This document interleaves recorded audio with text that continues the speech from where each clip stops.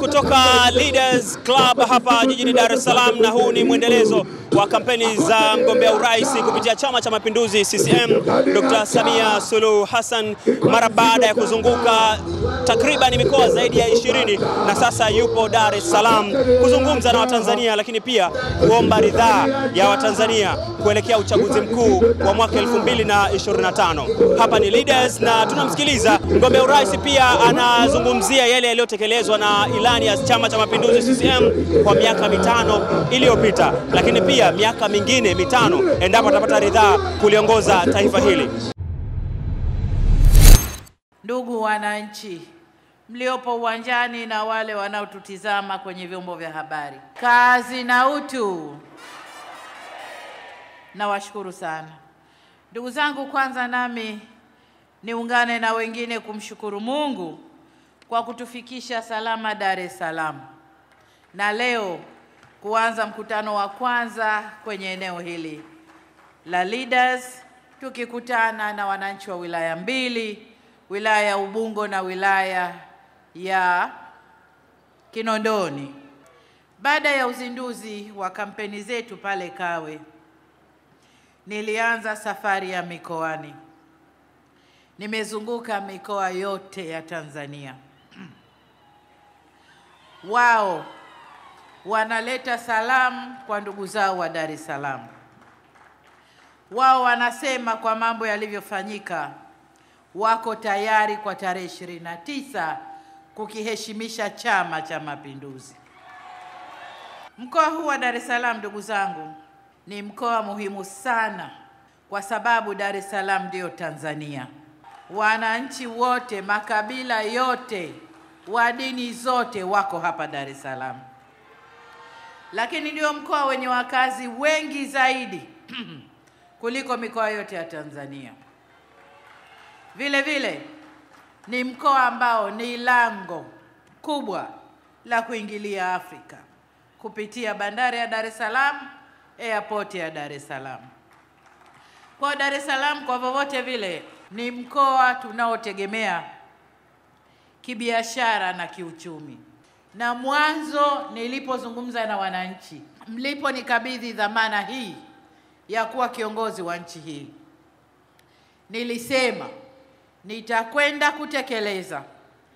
Mwisho wa awamu wananchi wenyewe watasema tulichokifanya kuliko mimi kuambia tumefanya nini. Nilitaka wananchi ndio waseme, na ndiyo yanayotokea. Kwa upande wa Ubungo, mbali ya kuboresha barabara za ndani, tutakamilisha ujenzi wa barabara Kibamba Mloganzila, sehemu ya Mloganzila mpaka Mloganzila Citizen, kilomita 8. Tutajenga barabara za juu, yani flyovers, katika makutano ya Moroko, Mwenge, Magomeni, na barabara ya Ali Hassan Mwinyi na United Nations. Hatua itakayopunguza msongamano, kuongeza ufanisi wa barabara zetu na kukuza shughuli za kibiashara. Eneo moja ambalo siwezi kuacha kuligusia katika sekta ya miundombinu ni mradi wa mabasi ya mwendo kasi BRT. Waziri Ulega amesema vizuri ujenzi wa mabarabara hayo. Mimi nitakwenda kwenye huduma.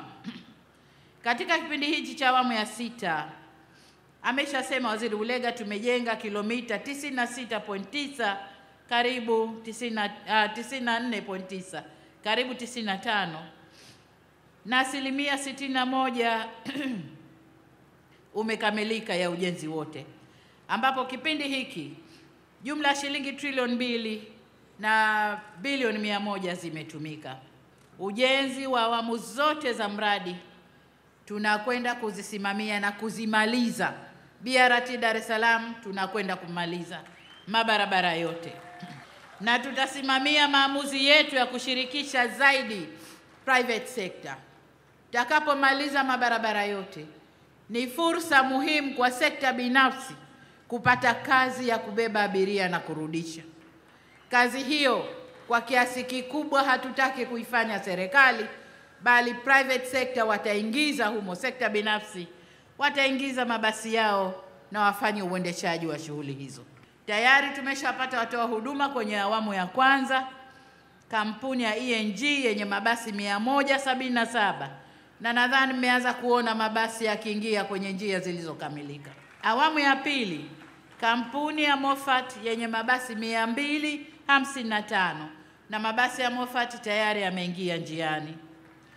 Kampuni ya YG Link yenye mabasi 166, nayo itakuja kuingia njia nyingine zikimalizika. Na kampuni ya Metrolink City yenye mabasi 334, nayo itaingia njiani kutoa huduma. Niwahakikishie wakazi wa Kinondoni, Ubungo na Dar es Salaam kwa ujumla kuwa kwa mageuzi yaliyofanyika kwenye uendeshaji, tutalinda sifa hiyo kimataifa, na mradi wa BRT utaleta mapinduzi kwenye usafiri ndani ya jiji kama nilivyosema.